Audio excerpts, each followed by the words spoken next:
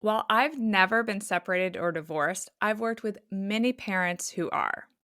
There are so many things to navigate when children are shifting between two homes, and I realize it is not always easy to get on the same page about all the various aspects of parenting. And sleep can be one of those tricky areas. Today, I want to share some tips specifically around sleep when your baby or child or children are going back and forth between two homes. Hi, I'm Allison Egidi, a pediatric sleep and wellness coach and a mom of two. I love to help parents find solutions. This is How Long Till Bedtime.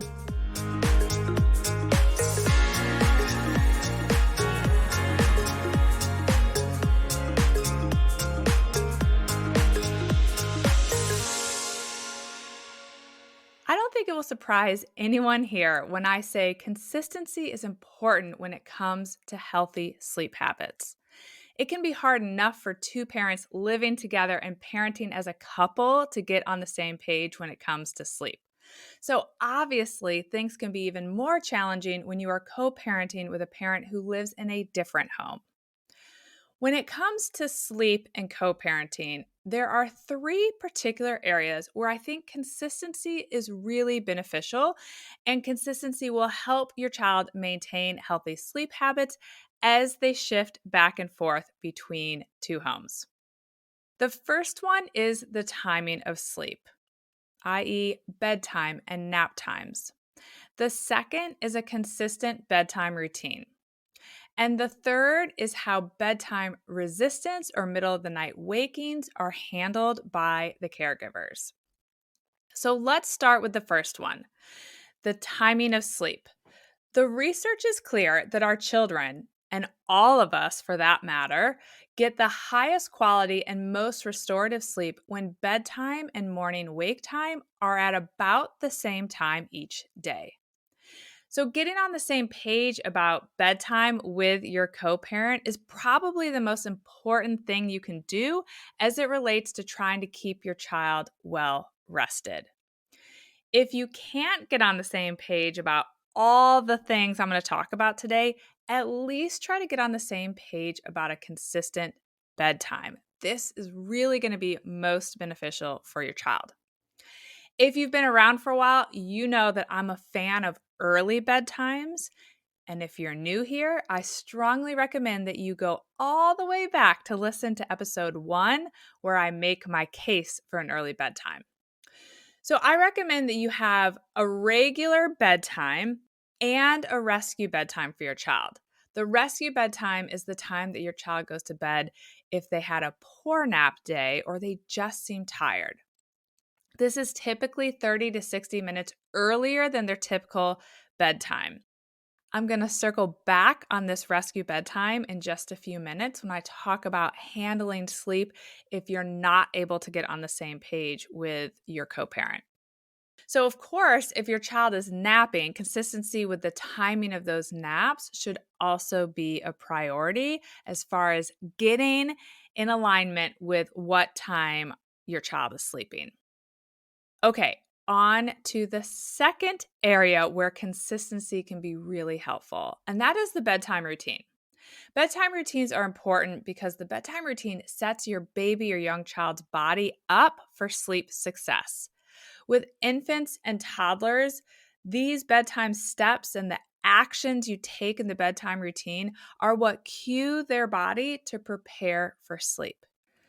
This is also true for the preschoolers and the young children, say early elementary age, but the consistent bedtime routine also helps this age group with anxiety around sleep and bedtime fears. So, all of these routines set them up to have less of that.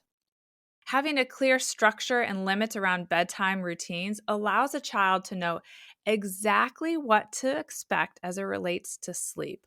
And this is what really can reduce resistance, pushback, and fears and anxiety. Bedtime routines should be simple.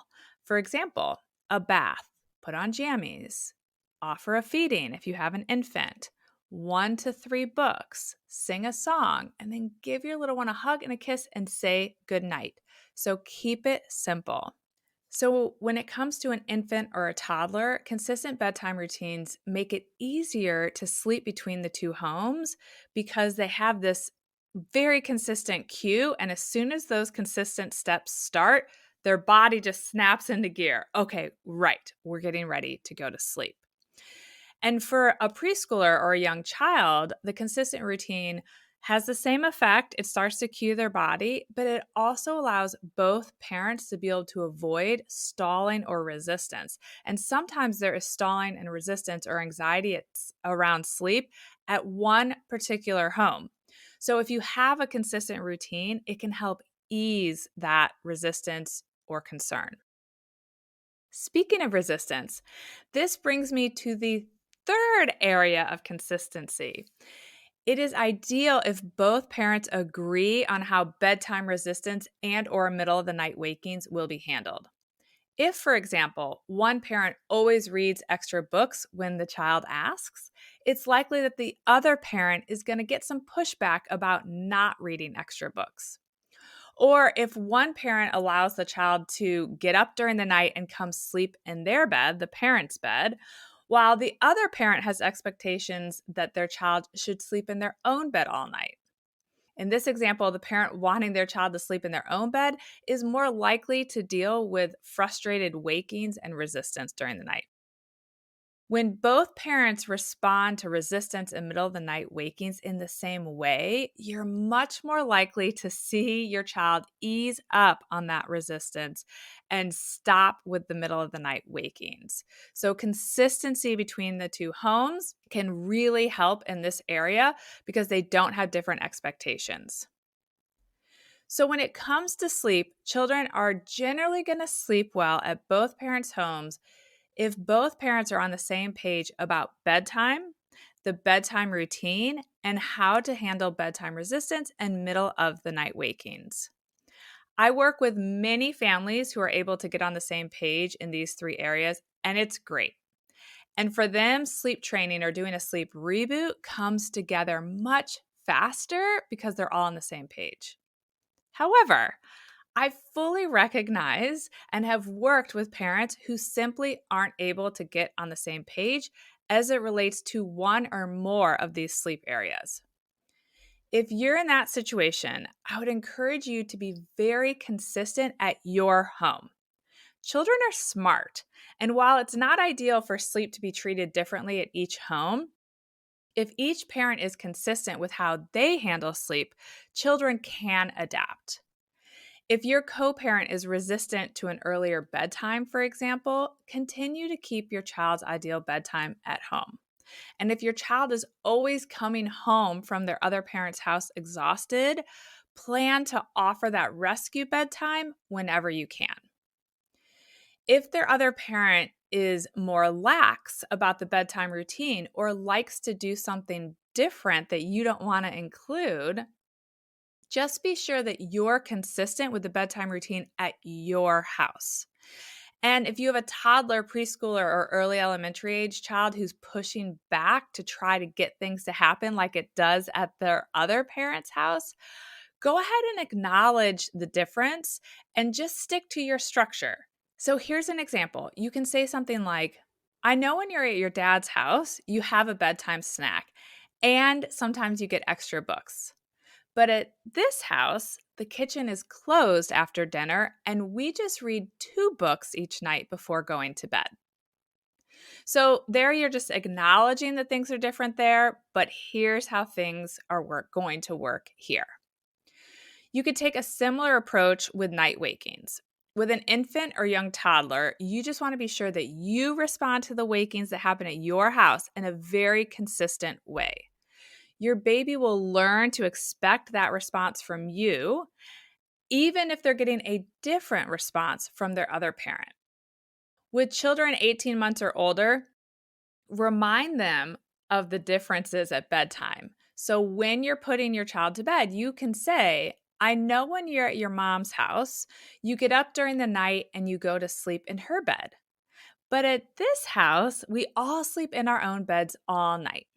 So if you wake up, I'm not going to bring you into my bed.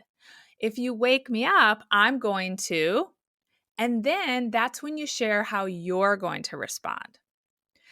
So while these inconsistencies between houses can certainly lead to more sleep resistance, more night wakings, or just general struggles, being consistent at your house and ideally at both houses, even if it's different, can still result in good sleep habits. And even if your co-parent doesn't want to have a lot of consistent structure, you can still move ahead with creating and maintaining the consistent structure and the boundaries. I just want to wrap up by giving a shout out to my single parents.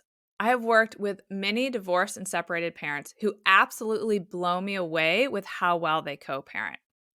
But I've also worked with parents who really struggle to get their co-parent to prioritize healthy sleep habits. And they do end up with a bit of an uphill struggle when it comes to getting sleep in order, but it can still be done.